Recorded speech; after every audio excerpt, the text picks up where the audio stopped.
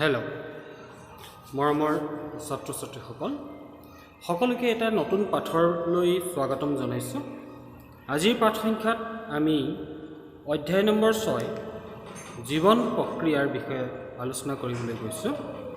জীৱন প্ৰক্ৰিয়া life process. চ' let us কাম। আহাচোন আমি আগবাঢ়ি যাওঁ। জীৱন প্ৰক্ৰিয়া লাইফ প্ৰচেছ। আমি জীৱৰ জীৱন প্ৰক্ৰিয়া কেনেধৰণৰ আৰু জীৱ এটাই জীৱন প্ৰক্ৰিয়াত কি ধৰণৰ কাৰ্য সমাধা কৰে তাৰ বিষয়ে আলোচনা কৰিম। প্ৰথমতে আমি চাওঁ জীৱৰ বা জীৱনৰ পৰিচয় কি। What is the meaning of life? জীৱ কি? ইতিমধ্যে আমি জীৱিত বা নিৰ্জীৱ পদাৰ্থৰ পাৰ্থক্যবোৰ আমি জানো। জীৱ কাক বোলে সেই কথাটো আমি জানো। তথাপি আমি অকণমান ৰিকেপ কৰোঁ, অকণমান অনুধাৱন কৰোঁ। জীৱনৰ প্ৰধান বৈশিষ্ট্যসমূহ কি? জীৱ এটা কিছুমান বৈশিষ্ট্যৰ আধাৰত চিনাক্তকৰণ কৰা হৈছে, নাইবা জড় পদাৰ্থৰ পৰা ইয়াক পৃথকীকৰণ কৰা হৈছে। অৰ্থাৎ জীৱ বুলি ক'লে আমি কেইটামান বিশেষ বৈশিষ্ট্যলৈ মনত পেলাব লাগিব, যিকেইটা বৈশিষ্ট্য হৈ ইয়াক ডিষ্টিংক্টভাৱে জড়ৰ পৰা পৃথক কৰি ৰাখিছে। এনে বৈশিষ্ট্যসমূহৰ ভিতৰত প্ৰধানকৈ প্ৰথমটো আহিলে শ্বাস প্ৰশ্বাস। উশাহ নিশাহ লোৱা বুলি কওঁ আমি শ্বসন কাৰ্য, শ্বাস প্ৰশ্বাস কৰা কাৰ্য। জীৱ এটাই নিদ্ৰাৰত অৱস্থাটো শ্বাস প্ৰশ্বাস কাৰ্য চলি থাকে। সি শুই থকা অৱস্থাটো তাৰ আমি বুকুখন উঠা নামা কৰি থাকে, আমি গম পাওঁ, ধৰিব পাৰোঁ। তুমি শুই থাকিলেও বা তোমালোকৰ ঘৰৰ পৰিয়ালৰ কোনোবা এজন ব্যক্তি শুই থাকিলে তুমি অনুভৱ কৰিব পাৰা বা তুমি দেখা পোৱা যে তেওঁৰ বুকুখন উশাহ নিশাহ লৈ আছে আৰু তেওঁৰ বুকুখন এবাৰ ওপৰলৈ এবাৰ তললৈ গৈ আছে, সংকোচন প্ৰসাৰণ ঘটি আছে। অৰ্থাৎ নিদ্ৰাৰত অৱস্থাটো শ্বাস প্ৰশ্বাস কাৰ্যটো চলি থাকে। প্ৰাণীৰ ক্ষেত্ৰত এই কাৰ্য চাক্ষুষ ৰূপে দেখা যায়, কিন্তু উদ্ভিদৰ ক্ষেত্ৰত হ'লে আমি চকুৰে দেখা নাপাওঁ, চাক্ষুষ ভাৱত দেখা নাপাওঁ। উদ্ভিদে উশাহ নিশাহ লয় নে নলয়? তোমালোকে কি উত্তৰ দিবা? উদ্ভিদে উশাহ নিশাহ লয় নে নলয়? নিশ্চিতভাৱে লয়। উদ্ভিদেও উশাহ নিশাহ লয়, নহয় জানো? উদ্ভিদেও উশাহ নিশাহ লয়, উদ্ভিদেও শ্বসন কাৰ্যটো কৰে। গতিকে জীৱ যেতিয়া হ'ব তাৰ প্ৰাথমিক বৈশিষ্ট্যটো হ'ল ই শ্বাস প্ৰশ্বাস কাৰ্যটো চলাব। যেতিয়াই শ্বাস প্ৰশ্বাস বন্ধ হ'ব, ষ্টপ হৈ যাব, তেতিয়া আমি ক'ম ই জীৱিত হৈ থকা নাই, ই মৃত হৈ গ'ল। মৃত হৈ গ'ল নাইনে বাৰু, মৰি গ'ল। অৰ্থাৎ জীৱ এটাই জীৱিত অৱস্থাত, এই শুই থকা অৱস্থাতেই হওক বা বেলেগ কাৰ্য কৰি থকা অৱস্থাতেই হওক, যেনেকুৱা অৱস্থাতে সি নাথাকক, যেতিয়া সি জীৱটো জীৱিত অৱস্থাত থাকে তেতিয়া এই শ্বাস প্ৰশ্বাস কাৰ্যটো চলাই যায়। গতিকে এইটো হ'ল তাৰ প্ৰাথমিক বৈশিষ্ট্য, ফাৰ্ষ্ট কেৰেক্টাৰিষ্টিক্স। এইবাৰ আমি চাওঁ জীৱ আৰু কি কাম কৰে? চলন কৰে। চলন অৰ্থাৎ জীৱ এটাই এঠাইৰ পৰা আন ঠাইলৈ যাব পাৰে, সক্ষম হয়। জীৱ এটা এঠাইৰ পৰা আন ঠাইলৈ যাবলৈ সক্ষম হয়। তাৰমানে জীৱটো একে ঠাইতে নাথাকে। It can move. ই এঠাইৰ পৰা আন ঠাইলৈ যায়। জীৱই চলাচল কৰে। প্ৰাণীৰ ক্ষেত্ৰত যিবোৰ প্ৰাণী, সেইবোৰ প্ৰাণীৰ দেহত চলন কৰিব পৰাকৈ অংগ থাকে। এককোষী প্ৰাণী হ'লে কুটপট থাকে। আমাৰ হাত ভৰি আছে, ভৰিৰ জৰিয়তে আমি অহা যোৱা কৰিব পাৰোঁ, এঠাইৰ পৰা আন ঠাইলৈ যাব পাৰোঁ। অন্যান্য প্ৰাণীবোৰ, সিহঁতৰ জন্তুবোৰৰ ক্ষেত্ৰত তুমি চোৱা, ঠেং আছে, চৰাইৰ ডেউকা আছে। চ' প্ৰত্যেকবিধ জীৱৰে নিৰ্দিষ্ট চলন অংগ আছে। উদ্ভিদেও চলন দেখুৱায়, কিন্তু উদ্ভিদৰ বাবে নিৰ্দিষ্ট চলন অংগ নাথাকে। উদ্ভিদে কোনফালে চলন দেখুৱায়? যিফালে সূৰ্যৰ পোহৰ আহে, য'ত সূৰ্যৰ পোহৰ পৰে। তোমালোকে এটা পৰীক্ষা আগতে পাইছা, তাতে দেখিছা যে যিফালে পোহৰ আহে সেইফালে পোহৰৰ দিশত উদ্ভিদৰ ডাল কি হয়? আগবাঢ়ি যায়, পাতবোৰ আগবাঢ়ি যায়। এইটো হ'ল উদ্ভিদৰ চলন কাৰ্য। তো উদ্ভিদেও চলন দেখুৱাব পাৰে, কিন্তু ইহঁতৰ ক্ষেত্ৰত নিৰ্দিষ্ট চলন অংগিকা হ'লে নাথাকে। অৰ্থাৎ জীৱই চলাচল কৰিব পৰাটো জীৱৰ আন এটা গুৰুত্বপূৰ্ণ বৈশিষ্ট্য। এঠাইৰ পৰা আন ঠাইলৈ যাব পাৰে, কিন্তু জড় পদাৰ্থই এইটো নোৱাৰে। জড় পদাৰ্থ এটা যদি তুমি য'তেই থৈ দিয়া, তাক বল প্ৰয়োগ নকৰি প্ৰয়োগ কৰি এঠাইৰ পৰা আন ঠাইলৈ নিনিয়ালৈকে তোমাৰ সেই স্থান পৰিৱৰ্তন কেতিয়াও নিজে কৰিব নোৱাৰে। জীৱই কিন্তু নিৰ্দিষ্ট চলন অংগৰ সহায়ত বা প্ৰাকৃতিক পৰিৱেশৰ প্ৰভাৱত পৰি চলন দেখুৱাব পাৰে। এইবাৰ আহোঁ অন্য কথাটোলৈ, ইয়াৰ পৰৱৰ্তী কথাটো পৰিপুষ্টি, নিউট্ৰিশ্যন। পৰিপুষ্টি বা নিউট্ৰিশ্যন কথাটো হ'ল জীৱই শক্তি আহাৰ হিচাপে গ্ৰহণ কৰে। প্ৰত্যেকটো জীৱই জীৱন নিৰ্বাহ কৰিবৰ কাৰণে কিছুমান শক্তিৰ প্ৰয়োজন, কাৰ্য কৰিবৰ কাৰণে শক্তিৰ প্ৰয়োজন। তোমালোকে নৱম শ্ৰেণীত এই কথাটো পাইছা নহয় জানো? নৱম শ্ৰেণীত পঢ়িছা, শক্তি লাগিব। শক্তি পাবৰ কাৰণে কি কৰে? আহাৰ খায়। আমি কি খাওঁ? ভাতকেইটা খাওঁ, অন্যান্য আহাৰখিনি খাওঁ। আহাৰখিনি খালেহে আমাৰ দেহত শক্তি আহৰণ হ'ব পাৰে। এই যিটো শক্তি আহৰণৰ যিটো পদ্ধতি, সেই পদ্ধতিটো কোৱা হৈছে নিউট্ৰিশ্যন, পৰিপুষ্টি। আহাৰ গ্ৰহণ কৰে। কিছুমান জীৱ যেনে উদ্ভিদে নিজৰ কাৰণে যিখিনি পুষ্টি লাগে, সেই পুষ্টি লাগতিয়াল আহাৰখিনি নিজে সৃষ্টি কৰি ল'ব পাৰে। প্ৰাণীয়ে কিন্তু নোৱাৰে। প্ৰাণীয়ে কি কৰে? উদ্ভিদৰ পৰা পোৱা আহাৰ গ্ৰহণ কৰি, উদ্ভিদৰ পৰা যিখিনি আহাৰ পায়, সেই উদ্ভিদৰ পৰা পোৱা আহাৰ গ্ৰহণ কৰি জীৱন নিৰ্বাহ কৰিব পাৰে। মন কৰিবলগীয়া কথা, আহাৰ যদি নাপায়, পৰিপুষ্টি যদি নঘটে, তেতিয়াহ'লে শক্তি বণ্টন জীৱৰ দেহত নহ'ব। আৰু এই শক্তিখিনি প্ৰকৃততে সৌৰশক্তি। সৌৰশক্তিৰ বণ্টন জীৱ দেহত নঘটিব। যদিহে সৌৰশক্তিৰ বণ্টন জীৱ দেহত নঘটে, তেতিয়াহ'লে জীৱটোৱে তাৰ যিখিনি প্ৰয়োজনীয় কাৰ্য সেইখিনি সমাধা কৰিব নোৱাৰে।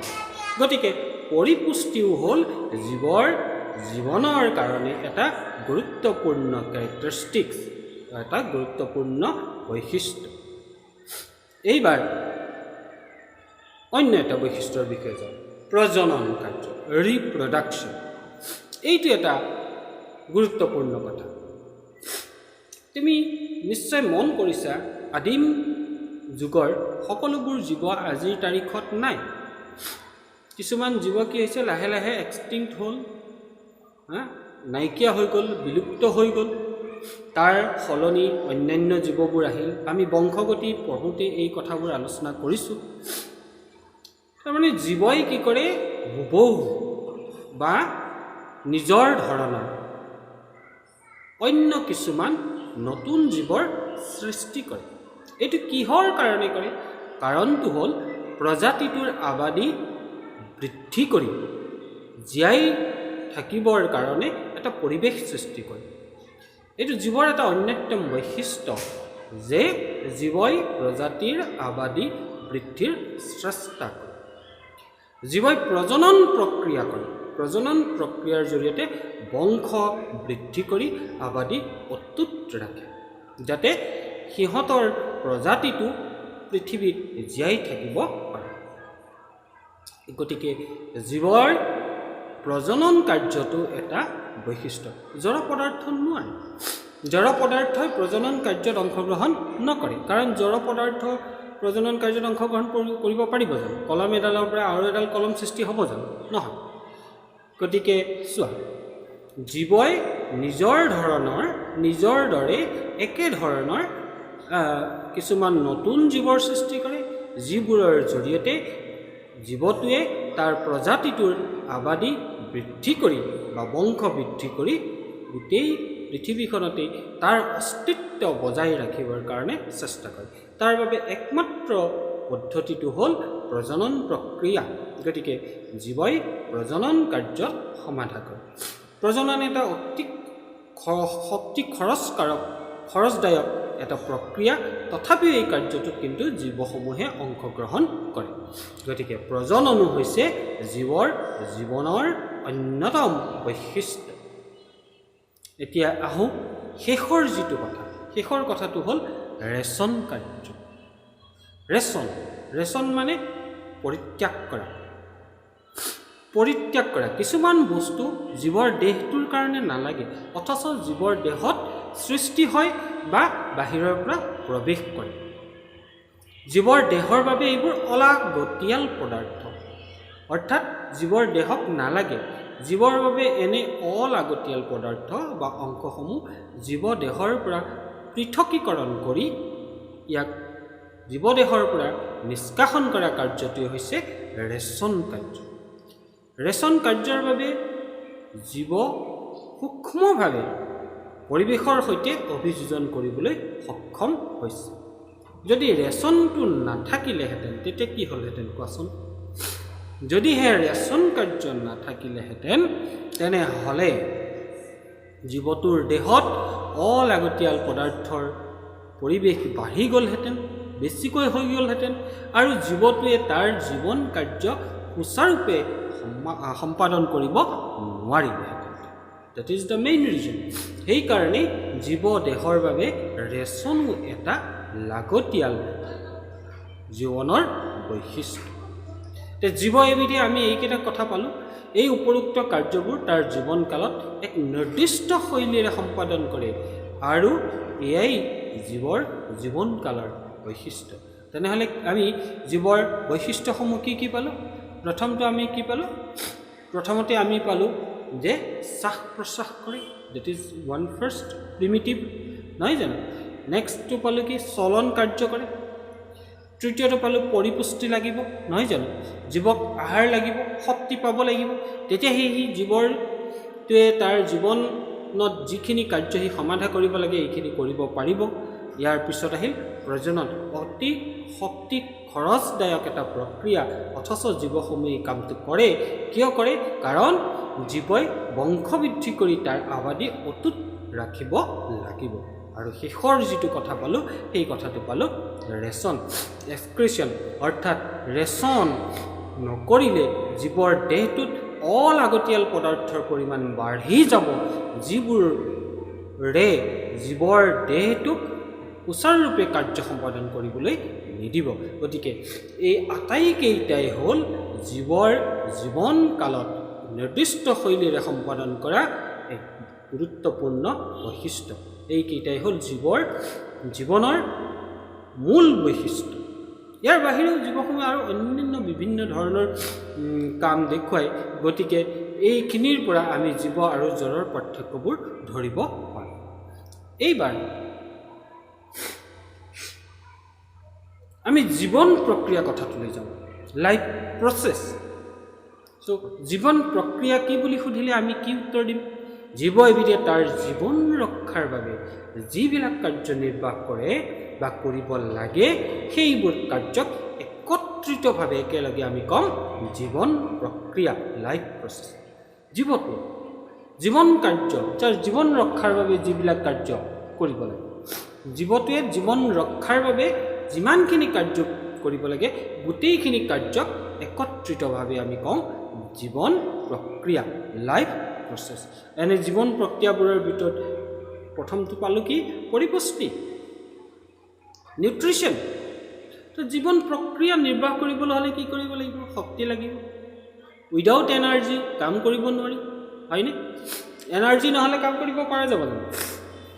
নিশ্চিতভাৱে নোৱাৰি।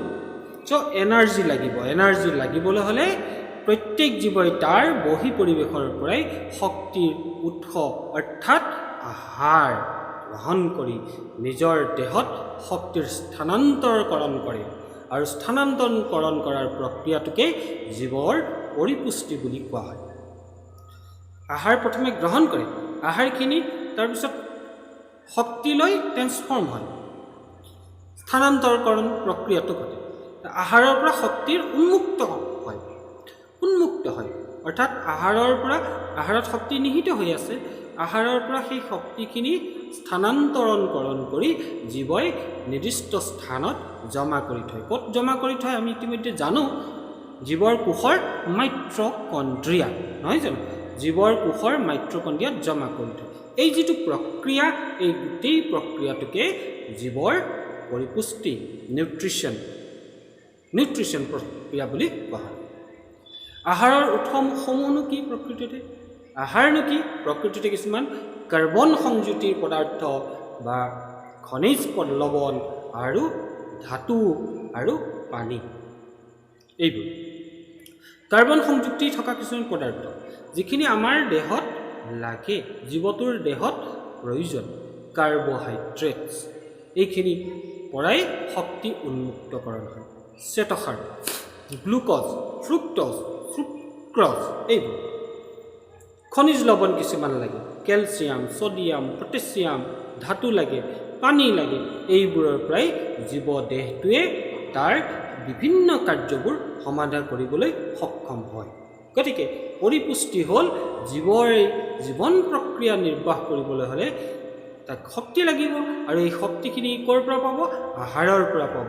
আহাৰৰ পৰা শক্তি স্থানান্তৰকৰণ কৰি তাৰ দেহত বিভিন্ন নিৰ্দিষ্ট অংগত জমা কৰি ৰখা প্ৰক্ৰিয়াটোৱে হ'ল জীৱৰ পৰিপুষ্টি প্ৰক্ৰিয়া। পৰিপুষ্টি বিষয়ে আমি ইন ডিটেইলছ বিস্তৃতভাৱে আমি আলোচনা কৰিম। এইবাৰ আহোঁ শ্বসন প্ৰক্ৰিয়া, ৰেছপিৰেশ্যন। আহাৰ গ্ৰহণ কৰিলেইতো নহ'ব, আহাৰখিনি খাই দিলেই নহ'ব, কাৰণ আহাৰ প্ৰকৃততে কি? জটিল কিছুমান জৈৱিক অণু। আহাৰ হ'ল একোবিধ জটিল জৈৱিক অণু। গতিকে জীৱদেহত এই অণুবোৰ সৰল হ'ব লাগিব, আৰু জীৱৰ দেহৰ আভ্যন্তৰীণ অংগবোৰত কেৱল সৰল অণুৰহে চলাচল কৰিব পৰা বা সৰল অণুহে পাচন হ'ব পৰা ব্যৱস্থাটো আছে। গতিকে জীৱই আহাৰ হিচাপে গ্ৰহণ কৰা শক্তিৰ উৎসসমূহ যিহেতু জটিল জৈৱিক অণু, গতিকে এইবোৰ অণু সৰলীকৰণ কৰি সৰল আৰু চলাচল কৰিব পৰাকৈ সুচল অণুলৈ পৰিৱৰ্তন হ'ব লাগে। এই কাৰ্য কৰিবৰ কাৰণে জীৱদেহত কিছুমান বিক্ৰিয়া সংঘটিত হয়। এইবোৰ বিক্ৰিয়া অন্য বিক্ৰিয়া একো নহয়, আমি পঢ়ি অহা জাৰণ আৰু বিজাৰণ বিক্ৰিয়া, অক্সিজেন যোগ হোৱা আৰু অক্সিজেন মুক্তকৰণ কৰা। গতিকে জাৰণ আৰু বিজাৰণ, অক্সিজেন যোগ হ'লে জাৰণ, অক্সিজেন আঁতৰিলে বিজাৰণ, আমি ইতিমধ্যে এইবোৰ পঢ়ি আহিছোঁ। গতিকে জীৱদেহত কিছুমান জাৰণ আৰু বিজাৰণ বিক্ৰিয়া সংঘটিত হয়, আৰু এই অক্সিজেনখিনি জীৱটোৱে বহি পৰিৱেশৰ পৰা গ্ৰহণ কৰি অক্সিজেনখিনি বহি পৰিৱেশৰ পৰা বিভিন্ন প্ৰক্ৰিয়াৰে বিভিন্ন অংগৰে আমি উশাহত টানি লওঁ, নাকৰ জৰিয়তে টানি লওঁ, অক্সিজেনখিনি টানি লওঁ। তেনেকৈ বিভিন্ন জীৱই বেলেগ বেলেগ প্ৰক্ৰিয়াৰে অক্সিজেনখিনি গ্ৰহণ কৰি আহাৰৰ পৰিৱৰ্তন ঘটাই শক্তি আহৰণ কৰাৰ যিটো প্ৰক্ৰিয়া, সেই প্ৰক্ৰিয়াটো কোৱা হৈছে শ্বসন কাৰ্য, ৰেছপিৰেশ্যন ছিষ্টেম। ৰেছপিৰেশ্যন মানে কি? জীৱই বহি পৰিৱেশৰ পৰা প্ৰয়োজনীয় লাগতিয়াল অক্সিজেনখিনি লৈ আহাৰৰ পৰিৱৰ্তন ঘটাই শক্তি আহৰণ কৰাৰ যিটো প্ৰক্ৰিয়া, সেই প্ৰক্ৰিয়াটোকে জীৱৰ শ্বসন কাৰ্য বুলি কোৱা হয়। ৰেছপিৰেশ্যন আমি বুজি পালোঁ, এইটো এটা গুৰুত্বপূৰ্ণ কাম। এইবাৰ চাওঁ নেক্সট প্ৰক্ৰিয়াটো, পৰিবহণ। এতিয়া কথা হ'ল, শ্বসন সকলো ঠাইতেতো নহয়, কিছুমান নিৰ্দিষ্ট ঠাইত হয়। জীৱদেহৰ গঠনৰ ওপৰত ভিত্তি কৰি বেলেগ বেলেগ জীৱৰ দেহৰ গঠন ভিন্ন ভিন্ন, কাৰণ পৰিৱেশৰ লগত অভিযোজন কৰিব পৰাকৈ জীৱৰ দেহবোৰৰ গঠন হৈছে। জীৱৰ দেহৰ গঠনবোৰ ভিন্ন ভিন্ন, গতিকে জীৱদেহৰ সকলোৰে গঠন একেই নহয়। প্ৰত্যেক জীৱৰ দেহৰ গঠনৰ ওপৰত ভিত্তি কৰিয়ে আহাৰৰ অণু, অক্সিজেন, পানী, খনিজ লৱণ, অনুঘটক লগতে যিবোৰ এৰিবলগীয়া বাহিৰলৈ উলিয়াই পঠিয়াবলগীয়া পদাৰ্থ অৰ্থাৎ বৰ্জিত পদাৰ্থবোৰ অনা নিয়া কৰিবৰ কাৰণে এটা সুষম পৰিবহণ মাধ্যমৰ প্ৰয়োজন হৈ পৰে। সুষম পৰিবহণ মাধ্যম এটা কোনোবাই নিব লাগিব, কোনোবাই অনা নিয়া কৰিব লাগিব, এঠাইৰ পৰা আন ঠাইলৈ নিব লাগিব। যিটো ঠাইত আহাৰৰ সৰলীকৰণ ঘটিছে তাৰ পৰা সৰলীকৃত অণুবোৰ বেলেগ এটা অংশলৈ বা গোটেই দেহটোৰ প্ৰতিটো কোষলৈকে যাব লাগিব। ইয়াৰ কাৰণে এটা মাধ্যম লাগিব আৰু এই মাধ্যমটো অন্য একো নহয়, বেলেগ বেলেগ জীৱৰ দেহত বেলেগ বেলেগ প্ৰক্ৰিয়া। আমাৰ দৰে উচ্চ খাপৰ জীৱৰ দেহতো আৰু নিম্ন খাপৰ জীৱৰ দেহতো একে কেতিয়াও হ'ব নোৱাৰে। এইটো জীৱৰ দেহটোৰ গঠনৰ ওপৰত ভিত্তি কৰি প্ৰস্তুত হৈছে। যেনে এককোষী জীৱৰ ক্ষেত্ৰত এই সৰল কাৰ্যটো কৰে ব্যাপন প্ৰক্ৰিয়াৰ জৰিয়তে, ডিফিউজন প্ৰক্ৰিয়া। কিন্তু বহুকোষী জীৱৰ ক্ষেত্ৰত যিহেতু আহাৰৰ সৰলীকৰণ আৰু অক্সিজেনৰ আহৰণ কিছুমান নিৰ্দিষ্ট স্থানত হয়, সেয়েহে এটা সুসংহত মাধ্যমৰ জৰিয়তে দেহৰ প্ৰতিটো কোষলৈ যায় আৰু এই যিটো প্ৰক্ৰিয়া, এই প্ৰক্ৰিয়াটোকে কোৱা হৈছে জীৱৰ পৰিবহণ প্ৰক্ৰিয়া। পৰিবহণৰ জৰিয়তে জীৱৰ দেহৰ আহাৰৰ অণুবোৰ এঠাইৰ পৰা আন ঠাইলৈ নিবৰ যিটো সুচল মাধ্যম, সেইটোৱেই হ'ল ট্ৰেন্সপৰ্টেশ্যন, পৰিবহণ প্ৰক্ৰিয়া। পৰিবহণ লাগিব, নহ'লে সকলো কোষেই কিন্তু সম পৰিমাণে শক্তি নাপাব। তেতিয়াহ'লে জীৱটোৰ গঠনৰ ওপৰত ভিত্তি কৰি পৰিবহণ প্ৰক্ৰিয়াটো প্ৰস্তুত হ'ব লাগিব। গতিকে এককোষী জীৱৰ ক্ষেত্ৰত ডিফিউজন সৰলতম মাধ্যম ব্যাপন আৰু বহুকোষী জীৱৰ ক্ষেত্ৰত এক নিৰ্দিষ্ট প্ৰক্ৰিয়া সৃষ্টি হৈছে।